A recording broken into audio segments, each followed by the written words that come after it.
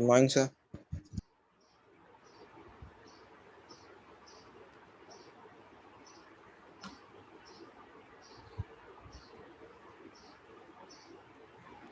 Sir, good morning. वो question भेज देना भाई, जो तुम्हारे को लोग को अभी तक आए नहीं होंगे असाइनमेंट वाले, कर दिए जाए। कौन कौन से बच्चे हैं वैसे? सर हमसे कह रहे हैं आप? हाँ, तुम्ही से कह रहे हैं। सर आवाज ही नहीं आ रही थी आपकी। अच्छा, मैं ये कह रहा था कि असाइनमेंट वाले जो क्वेश्चन थे वो जो बच्चे को बता देना। एटम्स करा दिए, उसे कर लिए होगे, न्यूक्लियर भी कर लिए होगे, इसी हो के गए रहेगा। सर सारे हो गए सर? जी सर। सर नेट से देख के कर लिया था। अच्छा,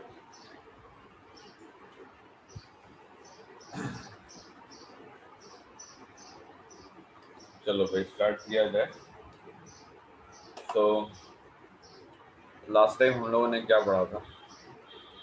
लास्ट टाइम हम लोगों ने पढ़ा था, कुछ न्यूमेरिकल देखे थे स्टार्टिंग में, और natural radioactivity, artificial radioactivity, then nuclear reaction का रिप्रेजेंटेशन देखा था। एंड उसके बाद हम लोगों ने कुछ पॉइंट्स देखे थे, फिर टाइप ऑफ न्यूक्लियर रिएक्शन देखी थी। फिर हम लोगों ने यहाँ पे देखा था न्यूक्लियर फ्यूजन, ठीक है। न्यूक्लियर फ्यूजन के बारे में देख लिया था, न्यूक्लियर फ्यूजन के बारे में आज देख लेंगे, ठीक। और ये हमने कुछ आपको बताया। अब आते हैं, बात करते हैं इसके अंदर जो है आगे।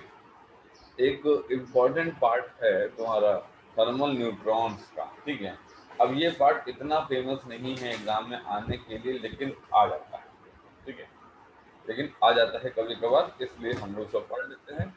अगर आएगा ठीक है, नहीं आएगा तो भी ठीक है, ठीक।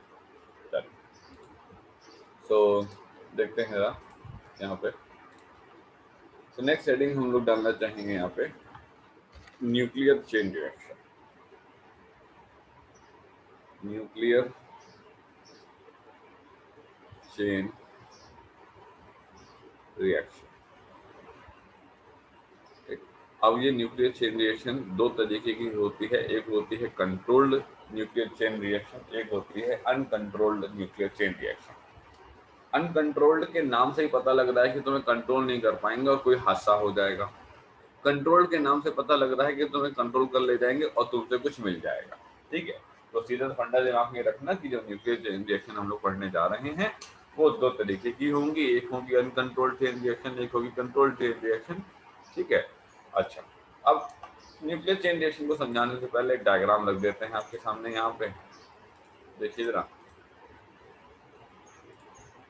ये डायग्राम हमने आपके सामने यहाँ पे रखा।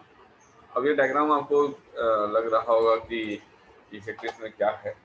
जैसा कि हमने कल वाली क्लास में पढ़ा था, यहाँ पे लास्ट में पढ़ा था हमने कि ये जो यूरेनियम था 92U235, जिसको जब अपन लोग न्यूट्रॉन से बम्बार्डिंग कर रहे थे तो इसने बेरियम और क्रिप्टन पैदा करके दिए थे, और कुछ 3 न्यूट्रॉन्स हमारे पास पैदा करके दिए थे।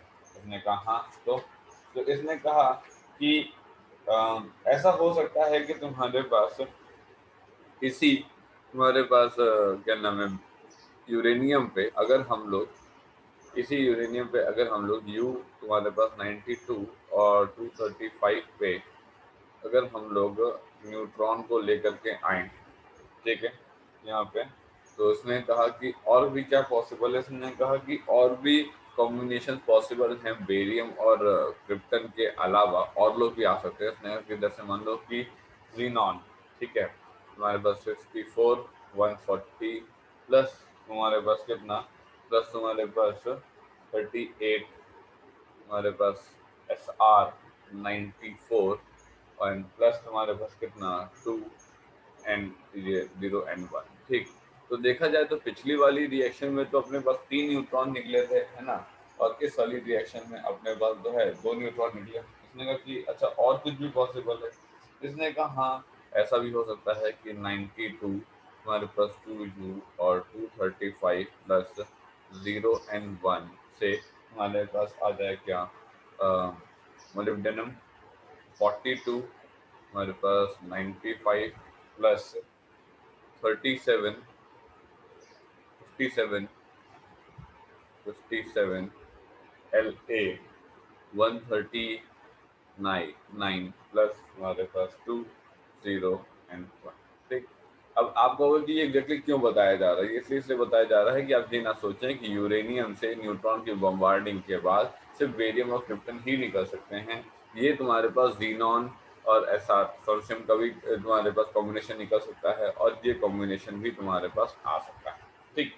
तो जब साइंटिस्ट लोगों ने देखा कि अच्छा इतने तरीके के तुम्हारे पास पॉसिबल है, उन्होंने ठीक है, तो इन्होंने एक बात बोली। साइंटिस्ट लोगों ने कहा कि देखो, व्हेन अ सिंगल, इन्होंने कहा कि single when a single 92U 235 nucleus captures a nucleus captures a neutron, जब ये न्यूट्रॉन को तुम्हारे पास कैप्चर करता है, ठीक, its fission its fission its fission on an average on an average produces produces 2.5 neutrons. अब ये कहाँ से आ गया सर? ये कहाँ से आ गया? फ्रैक्शन क्यों बोला आपने? देखो ऐसा है कि जो अपनी क्या नाम है बेस इक्वेशन है, कौन सी? 92U तुम्हारे पास 235 प्लस 0 एंड 1। ठीक। इसके साथ हम लोग को मिला था क्या? इसके साथ हम लोग को मिला था तुम्हारे पास बेरियम और तुम्हारे पास क्रिप्टन। ठीक। 56 तुम्हारे पास बेरियम, 141 प्लस तुम्हारे पास क्रिप्टन, तुम्हारे पास ये 36 और तुम्हारे पास ये कितना, तुम्हारे पास 92 और तुम्हारे पास 3 0 एंड 1। ठीक। तो जब पहली इक्वेशन को देखा जाए तो उसमें 3 न्यूट्रॉन्स का इरेक्शन हो रहा है, दूसरी में देखा जाए तो 2 न्यूट्रॉन्स का इरेक्शन हो रहा है, तीसरी में देखा जाए तो फिर से 2 का हो रहा है। तो ऐसा पता लगता है कि on an average lump sum 2.5 electrons हमारे पास रिलीज, सॉरी न्यूट्रॉन्स हमारे पास रिलीज हो रहे हैं। इन्होंने कहा कि ठीक है। अच्छा, इन्होंने कहा कि क्या होता होगा? इन्होंने कहा सबसे पहले एक न्यूट्रॉन तुम्हारे पास आता होगा, ये न्यूट्रॉन आ करके तुम्हारे पास यूरेनियम पे तुम्हारे पास स्ट्राइक मारता होगा। ठीक। तुम्हारे पास बेरियम प्रोड्यूस हुआ, क्रिप्टन प्रोड्यूस हुआ, और एक और ये 2 और ये तुम्हारे पास 2.5 आधा वाला है ना, ऑन एन एवरेज कर रहे हैं यहाँ पे। तो उसने कहा ठीक है, अगर ऐसा तुम्हारे पास होगा तो ये न्यूट्रॉन तुम्हारे पास आगे जाएगा, ये न्यूट्रॉन तुम्हारे पास आगे जाएगा, और इसी न्यूट्रॉन को तुम्हारे पास जो है लॉस्ट न्यूट्रॉन के तौर पे तुम्हारे पास रख दिया। इन्होंने कहा ठीक है। फिर ये जैसे ही तुम्हारे पास जाएगा, इसने फिर से यूरेनियम पे तुम्हारे पास कुछ किया, फिर तुम्हारे पास एक न्यूट्रॉन पैदा हुआ, फिर एक ये न्यूट्रॉन यहाँ पैदा हुआ, फिर एक लॉस्ट न्यूट्रॉन आ गया, फिर ये लॉस्ट न्यूट्रॉन यहाँ पे भी आ गया, इसी तरीके से न्यूट्रॉन और न्यूट्रॉन यहाँ पैदा हुआ। अब जैसे जैसे ये मामला बढ़ता ही जा रहा है, ठीक, अब जैसे जैसे मामला बढ़ता ही जा रहा है, इसे हमने कहा पहली स्टेज, इसे हमने कहा दूसरी स्टेज, फिर हमने कहा तीसरी स्टेज। तो पहले बार हमने 2 न्यूट्रॉन को निकाल करके जाके हमने टारगेट न्यूक्लियस पे मारा उसको, फिर वहां से निकले 1 2 3 4, इसका मतलब यहाँ पे निकले 2, यहाँ पे निकले तुम्हारे पास 4। ठीक। अब यहाँ पे कितने होंगे? 1 2 3 4 5 6 7 8। ठीक है, तो ये हो गए 8, फिर आगे कितने होंगे? 16, फिर आगे कितने होंगे? 32। तो इसी तरीके से पूरा का पूरा काम चलते ही चला जा रहा है। तो ऐसा लग रहा है कि जैसे कुछ चेन नुमा टाइप का लग गया है ना। जैसे अभी हम लोग यहाँ पे देख रहे थे, कोविड में न्यूज में देख रहे थे कि संक्रमण कैसे एग्जैक्टली फैल रहा है, क्योंकि चेन टू चेन हो रहा है। एक बंदे ने अगले 4 बंदों को संक्रमण किया, उन चारों ने उन चारों में से एक एक ने 4 4 को कर रहा। तो पहले 4 हुए, फिर 16 हुए, फिर 64 हुए, फिर 128 हुए। इसी तरीके से पूरा प्रोसेस चलता जा रहा था। यही प्रोसेस यहाँ पे चल रहा है कि पहले न्यूट्रॉन ने यूरेनियम को टारगेट न्यूक्लियस को हिट मारा, एज अ रिजल्ट तुम्हारे पास न्यूट्रॉन्स पैदा हुए। वो न्यूट्रॉन फिर से तुम्हारे पास गए यूरेनियम पे, फिर हिट मारा, और फिर तुम्हारे पास निकले। ये प्रोसेस तुम्हारे पास चलता ही चला जाएगा। आई बस।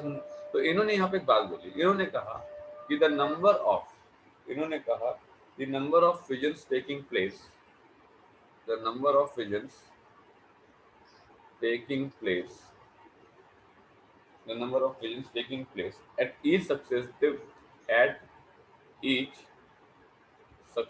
stage at each successive stage goes on increasing at a rapid rate, goes on increasing goes on increasing eight a rapid rate, बहुत तेजी से तुम्हारे पास ये चीज बढ़ते ही चला जा रहा है, बढ़ते ही चला जा रहा है। इसी को बोलते हैं चेन रिएक्शन। मतलब जितने भी हमारे फिजिकल फिनोमेना या केमिस्ट्री के फिनोमेना या बायो के फिनोमेना जो भी होते हैं, जिनमें कोई काम, जिनमें कोई इवेंट, जैसे अभी आने वाले समय में तुम लोग वो पढ़ोगे, क्या नाम है, प्रोबेबिलिटी, ठीक है।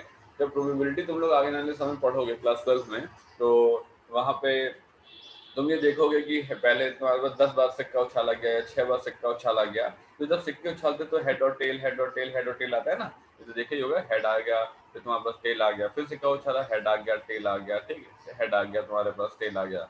इसी तरीके से तुम्हारे पास वो ट्री बनता है। इसी तरीके से यहाँ पे हम चेन रिएक्शन के बारे में बता रहे हैं। The number of the fissions taking place at each successive stage goes on increasing at a rapid rate, ठीक है।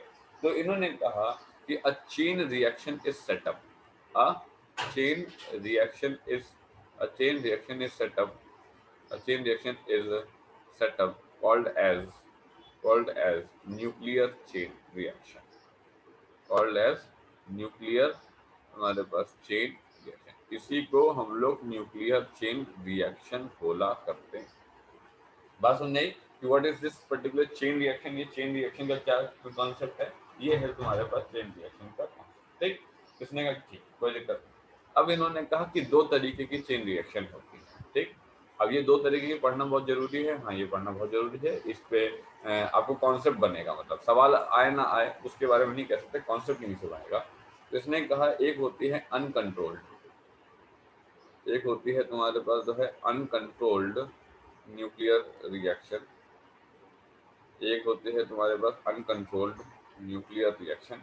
अब ये तुम्हारे पास अनकंट्रोल्ड न्यूक्लियर रिएक्शन तुम्हारे पास क्या है, तो इन्होंने कहा कि देखो अगर चेन रिएक्शन हो रही है किसी भी फिजनेबल मटेरियल में, ठीक है, अगर तुम्हारे पास, इसने कहा कि if a chain reaction, if a chain reaction, if a chain reaction is, एक मिनट और रुकिएगा,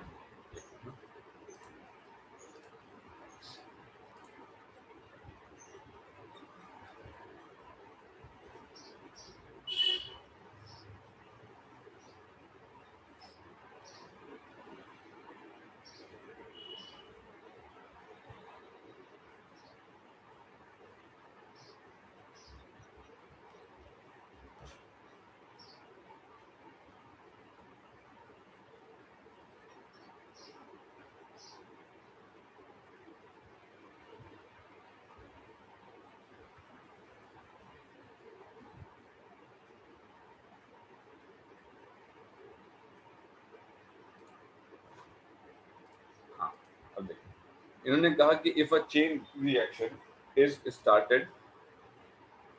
started in a fissionable material, is started in a fissionable material, अगर कोई चेन रिएक्शन किसी भी फिजनेबल मटेरियल में तुम्हारे पास स्टार्ट हुई है, ठीक है, और having a mass, having a mass greater than critical mass, greater than critical mass. अब क्रिटिकल मास एग्जैक्टली क्या है इसके बारे में अभी आपको पता लगेगा। इन्होंने कहा कि अगर कोई पर्टिकुलर चेन रिएक्शन हो रही है किसी भी फिजनेबल मटेरियल में और उसका मास अगर तुम्हारा क्रिटिकल मास से तुम्हारे पास ज्यादा है, ठीक है, तो इसने कहा the reaction will be accelerated, इसने कहा the reaction will be accelerated, the reaction will be accelerated eight a rapid rate, at a rapid rate, the reaction will be accelerated at a rapid rate, and and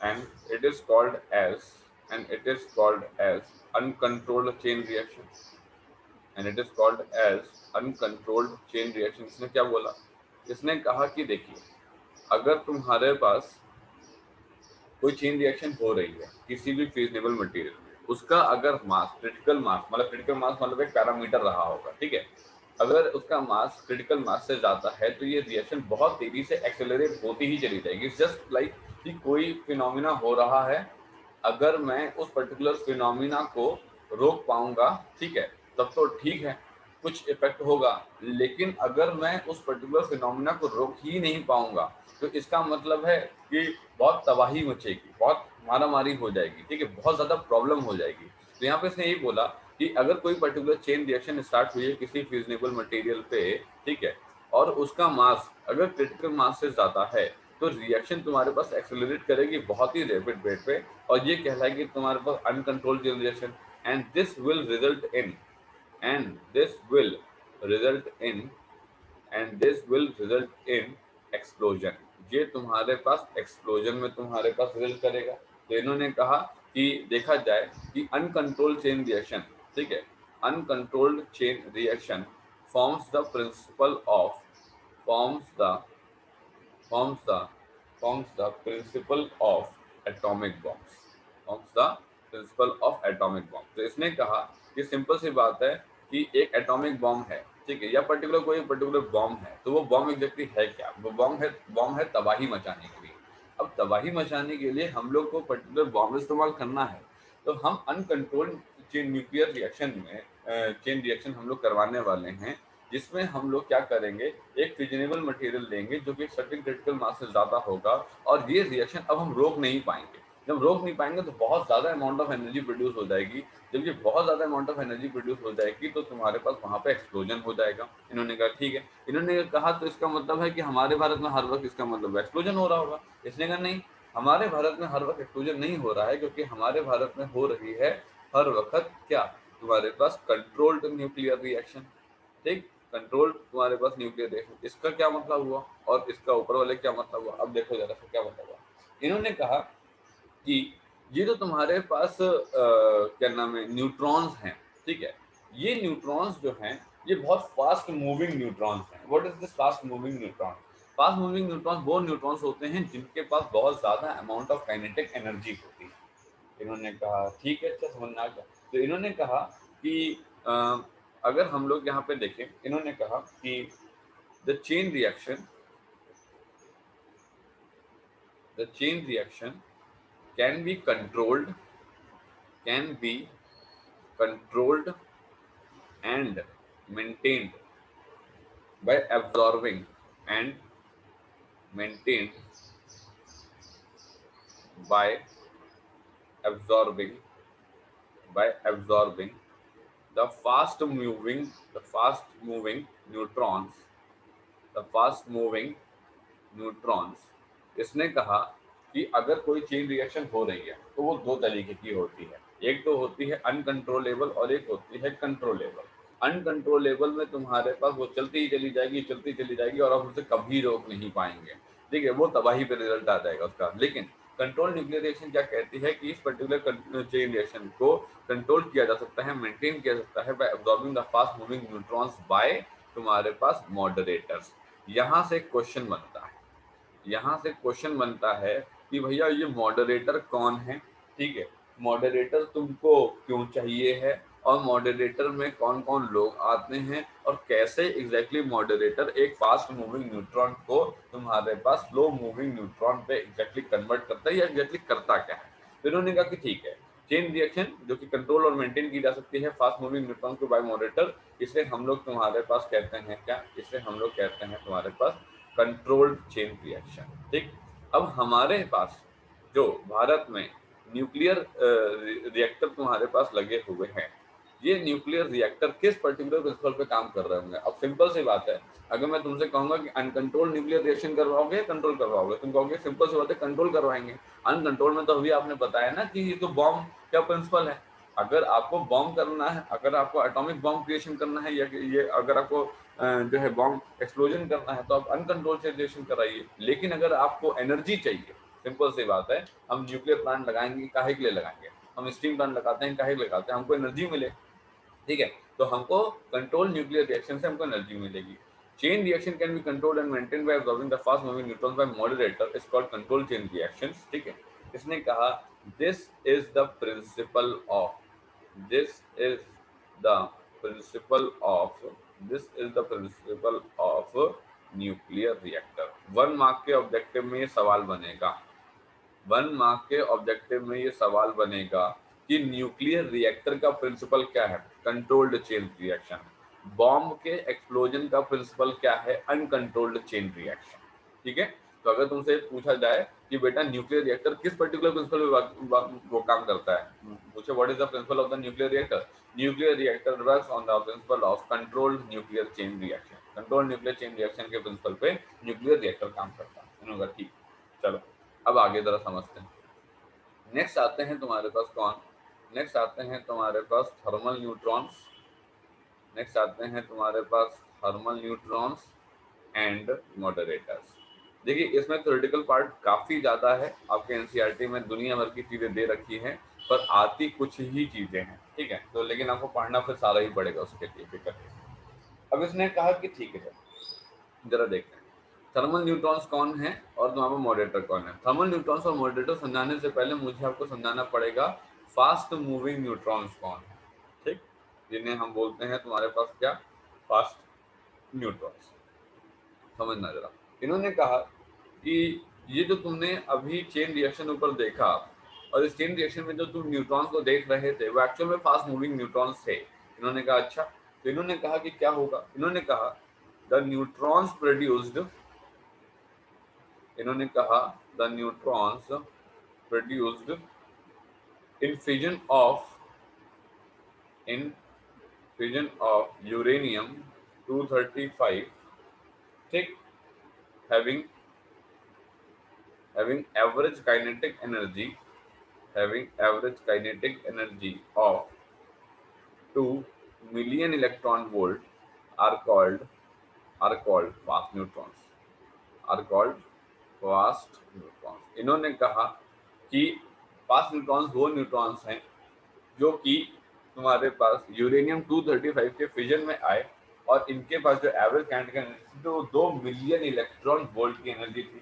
इन्होंने कहा कि ठीक है कोई दिक्कत नहीं, तो इन्होंने क्या बताया, इन्होंने कहा इन फास्ट मूविंग न्यूट्रॉन्स की वजह से ही तुम्हारे पास सारा काम तमाम हो जाता है। तो इन्होंने कहा कि नहीं भाई ये तो फिर गड़बड़ है, तो ऐसे तो हम जब जब करवाएंगे रिएक्शन तो बम फूट जाएगा, है ना, ये थोड़ी ना हम चाहते हैं, हम तो एनर्जी चाहते हैं। तो उसने कहा कि ठीक है एनर्जी चाहते हो तो कुछ करो। तो उसने कहा कि ठीक है क्या करें, इन्होंने कहा कि हम मॉडरेटर लेकर के आए। इन्होंने कहा ठीक है, इन्होंने कहा कि मॉडरेटर्स कौन है, moderators are the substances, moderators are दो सब्सटेंस। मॉडरेटर के नाम से समझ में आ रहा है कि मॉडरेट मतलब समथिंग कंट्रोल करने वाले लोग, ठीक है। Moderators are the substances which is used to slow down, which is used to slow down, which is used to slow down fast moving neutrons, fast moving neutrons to thermal energy, to thermal energies, to thermal energies मतलब 2 million electron volt की energy को इसने काट करके 0.0235 million electron volt की energy में convert किया। Moderator वो सब्सटेंसेस हैं जिनका काम होता है स्लो डाउन करना फास्ट मूविंग न्यूट्रॉन्स को जो कि फिजन ऑफ द U235 से पैदा हुए हैं, उनको 2 से 0.0235 मिलियन इलेक्ट्रॉन वोल्ट की एनर्जी पे लेकर के आना, ठीक है ना। और इन्होंने कहा कि ठीक है ये थर्मल एनर्जी तुम्हारे पास आ गई, कोई दिक्कत नहीं, लेकिन ये तुम्हारे पास थर्मल एनर्जी मतलब क्या हुआ, तो इन्होंने कहा कि एक होते हैं स्लो न्यूट्रॉन्स, ठीक है, एक होते हैं स्लो न्यूट्रॉन्स, ठीक है, those neutrons which possess those neutrons which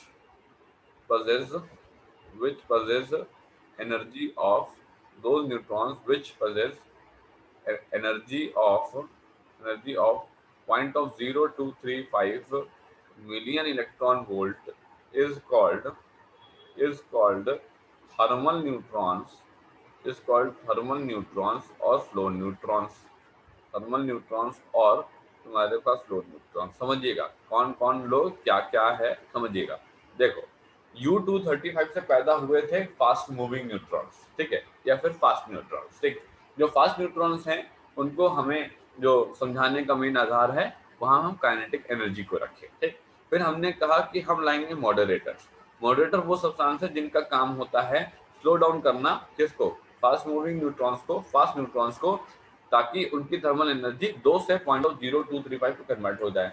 slow neutrons क्या होते हैं, वो न्यूट्रॉन्स जो कि तुम्हारे पास 0.0235 मिलियन इलेक्ट्रॉन वोल्ट की एनर्जी को पोजेस करें, इन्हीं का नाम थर्मल न्यूट्रॉन्स है और इन्हीं का नाम तुम्हारे पास जो है स्लो न्यूट्रॉन्स है। उन्होंने कहा ठीक है भाई, ये बात समझ आ गई कि मॉडरेटर वो है U-235 से निकलने वाले फास्ट न्यूट्रॉन्स को तुम्हारे पास किसी तरीके से, अब ये किसी तरीके से अभी नहीं बताया कैसे, ठीक है, किसी तरीके से ये लोग जो है उसको स्लो न्यूट्रॉन बोले तो थर्मल न्यूट्रॉन में कन्वर्ट कर देंगे, वो न्यूट्रॉन जिनके पास एनर्जी 0.0235 मिलियन इलेक्ट्रॉन वोल्ट होती है। इसने कहा कि ठीक, कोई दिक्कत नहीं। अब यहाँ पे कुछ पॉइंट, ठीक है, इन्होंने कहा कि हाउ, इन्होंने कहा सवाल पूछा कि हाउ मॉडरेटर, ठीक है, अब ये पूछेगा, ये एग्जाम में पूछेगा why the moderators are used, ठीक है, तो why the moderators are used में यही आंसर लिखना होगा।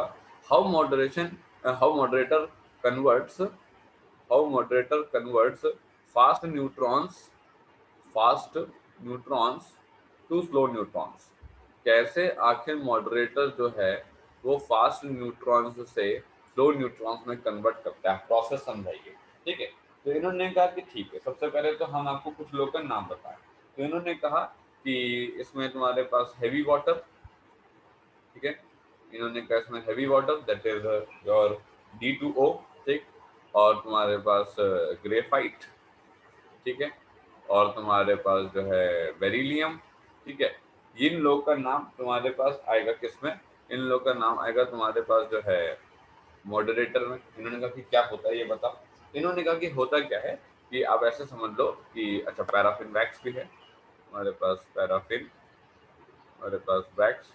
इन्होंने कहा कि देखो इसमें क्या होता है कि सबसे पहले जो फास्ट मूविंग न्यूट्रॉन्स है उनको पास किया जाता है इन पर्टिकुलर तुम्हारे मॉडरेटर से, ठीक है। इन्होंने कहा कि ठीक है, कोई दिक्कत नहीं। इन्होंने कहा पहला process, when fast moving neutrons, when fast moving neutrons are passed through, are passed through, are passed through paraffin wax, are passed through paraffin wax, ठीक, they make elastic collision, they make, ये लिखना है आपको exam में, ठीक है, exam में आ सकता है, they make elastic collisions, इसी वर्ड का मतलब है, ये वर्ड अगर गायब हुआ इलास्टिक कोलिजन तो आंसर आपका इनकम्प्लीट माना जाएगा। जब फास्ट मूविंग न्यूट्रॉन्स को पास किया जाता है पैराफिन वैक्स से, they make elastic collision with protons, with तुम्हारे पास प्रोटॉन्स। इन्होंने कहा कि ये प्रोटॉन्स एग्जैक्टली कहाँ पे आ गए यहाँ पे, प्रोटॉन्स तो एग्जैक्टली यहाँ पे इन्होंने कहा कि देखिए जो तुम्हारे पास मॉडरेटर्स लोग हैं, जो तुम्हारे पास ये मॉडरेटर्स लोग हैं, ठीक है, मॉडरेटर लोग contain, moderators contain large number of, large number of hydrogen nuclei, moderators जो होते हैं वो कंटेन करते हैं large number of hydrogen nuclei और तुम्हारे पास प्रोटॉन्स, ठीक। अब समझना, जब ये फास्ट मूविंग न्यूट्रॉन्स तुम्हारे पास आएंगे तो ये पास किए जाएंगे तुम्हारे, ये पास किए जाएंगे तुम्हारे पास पैराफिन वैक्स से, they make elastic collision with protons present in, present in तुम्हारे पास मॉडरेटर्स, ठीक है, मॉडरेटर्स में जो मौजूद है उनसे तुम्हारे पास ये इलास्टिक कोलिजन करते हैं, ठीक है। इसने कहा ठीक।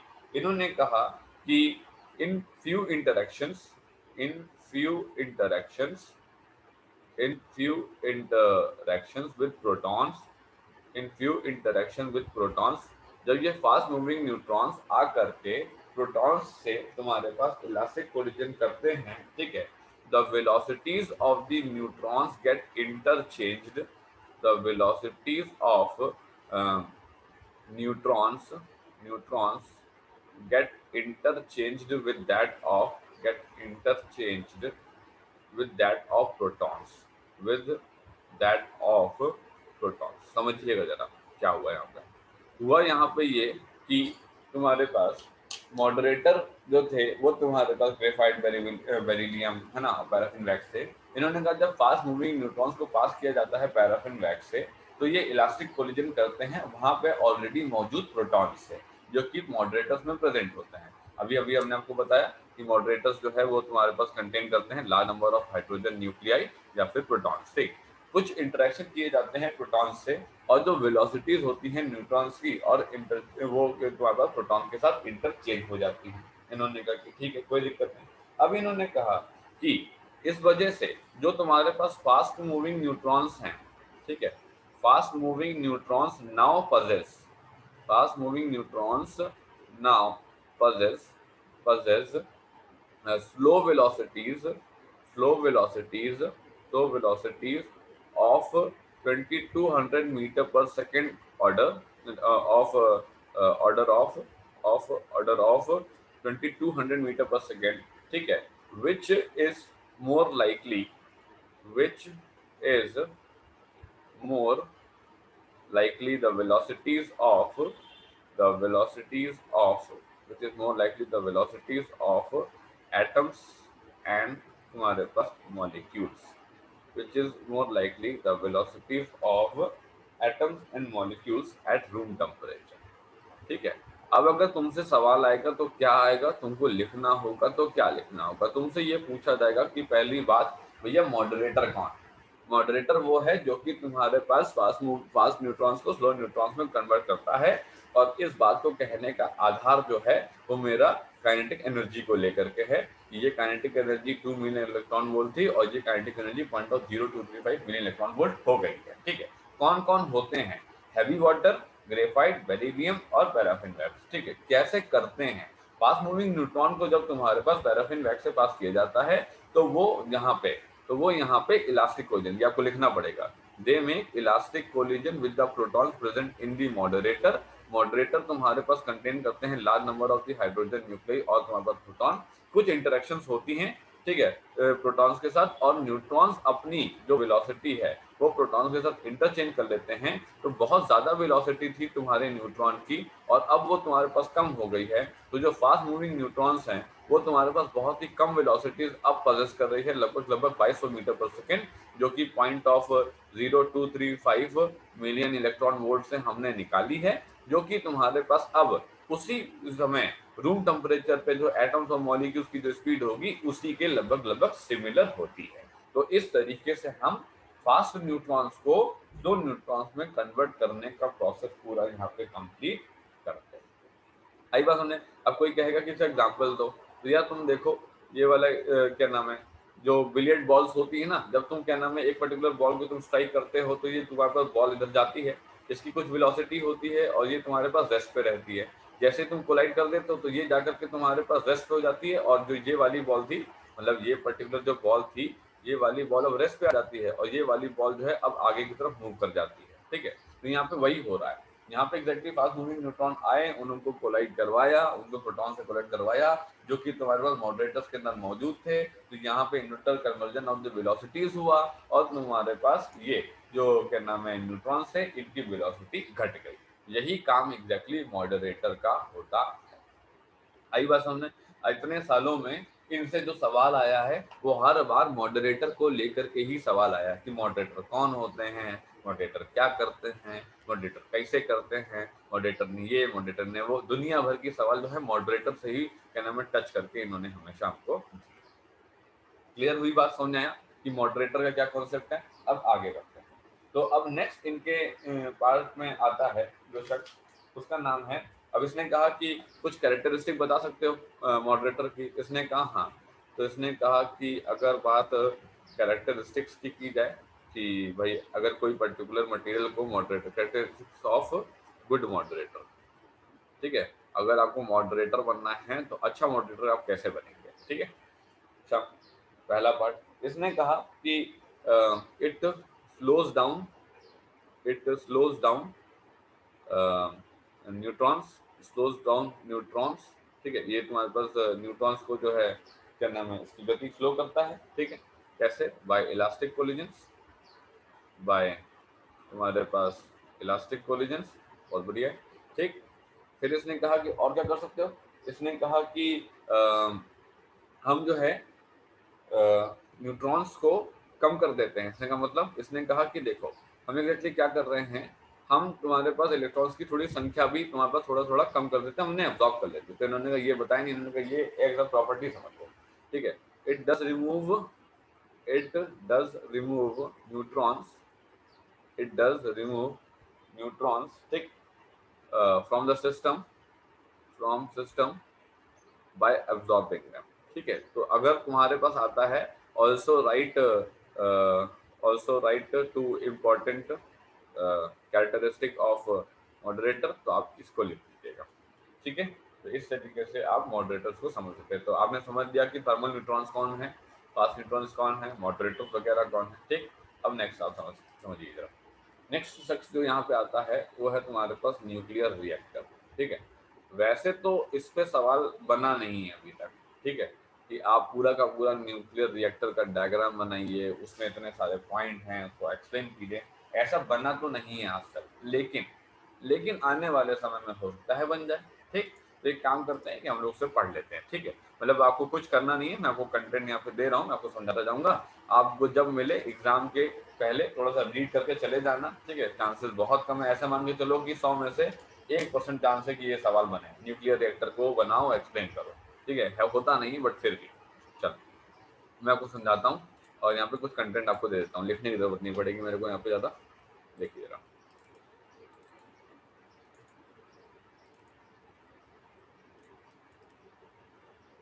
तो सबसे पहले इसका डायग्राम उठाते हैं। ये रहा इसका डायग्राम, ठीक। आप परेशान ना होइए, आपको कुछ बनाना नहीं पड़ेगा, ठीक। देखो सबसे पहले तो क्या है, सबसे पहले ये तुम्हारे पास है लिखा हुआ है शील्डिंग। शील्डिंग का मतलब एक दीवार, जैसे अपने घर की दीवार होती है, ठीक है। अपने घर की दीवार होती है तुम्हारे पास, ज्यादा मोटी नहीं होती है। अब अगर मेन दीवार रखोगे या कमरों की दीवार रखोगे तो कम होती है। ये शील्डिंग है। ये शील्डिंग तुम्हारे पास एक समझ लो कि न्यूक्लियर रिएक्टर में जहाँ पे मेन तुम्हारे पास फ्यूल और मॉडरेटर रखा होता है वहां की दीवार है, ये शील्डिंग होती है, ठीक। तो ये क्या तुम्हारे पास है, ये तुम्हारे पास है फ्यूल एंड तुम्हारे पास मॉडरेटर। सिंपल से बात है, हम फ्यूल लेंगे, यूरेनियम ले लेंगे हम लोग, ठीक है। अभी हम लोग डिस्कस भी करेंगे। फिर क्या होगा, फिर तुम्हारे पास ये कंट्रोल रॉड्स रखी हुई है, ठीक है। कंट्रोल रॉड्स तुम्हारे पास क्या होता है, कुछ इस तरीके से धसी होती है। मैं दिखाता हूँ आपको एक डायग्राम में, यहाँ पे देखिए जरा। ये तुम्हारे पास इसका ब्लॉक डायग्राम है, इसको जरा देखिएगा यहाँ पे। ये क्या बता रहा है, ये कह रहा है कि ये तुम्हारे पास, हाँ इसको इधर कर लेता हूँ जरा मैं। अब देखिए जरा, समझ में आएगा आपको। अब तुम्हारे पास ये ब्लॉक डायग्राम भी देखो और ये तुम्हारे पास स्कीमेटिक डायग्राम भी देखो। आपके पास जब एग्जाम में आए ना, तो आप स्कीमेटिक डायग्राम बनाने के चक्कर में ना पड़ना, ब्लॉक डायग्राम बना देना, समय हो तो वो बना देना, वैसे एग्जाम में आएगा ही नहीं, ठीक। तो भैया ये शील्डिंग है, जिस शील्डिंग को मैंने यहाँ पे दिखाया गया, ये तुम्हारे पास यूरेनियम कंटेनर है। यूरेनियम कंटेनर मतलब जहाँ पे एग्जैक्टली फ्यूल रखा जाता है, ठीक है। ये तुम्हारे पास कंट्रोल रॉड्स हैं। कंट्रोल रॉड्स क्या होती हैं अभी इनके बारे में मैं आपको बताता हूँ। कंट्रोल रॉड्स इस तरीके से, जैसे आप यहाँ पे देख रहे हो ना, ये तुम्हारे पास यूरेनियम तुम्हारे पास पार्ट यहाँ पे रखा हुआ है, ठीक है। ये तुम्हारे पास यूरेनियम पार्ट तुम्हारे पास यहाँ पे रखा हुआ है, ये स्टैकिंग सीक्वेंस में रखा हुआ है। स्टैकिंग का मतलब होता है सिक्के के ऊपर सिक्का, सिक्के के ऊपर सिक्का। 5 रुपए के सिक्के लो, सीधे एक लाइन खड़ी कर दो लंबी सी, इसे बोलते हैं स्टैकिंग, एक के ऊपर एक, ठीक है। तो ये तुम्हारे पास स्टैकिंग सीक्वेंस है। इस स्टैकिंग सीक्वेंस में तुम्हारे पास बीच में कहीं तुम्हारे पास जो है कंट्रोल रॉड को धसा देते हैं, ठीक है।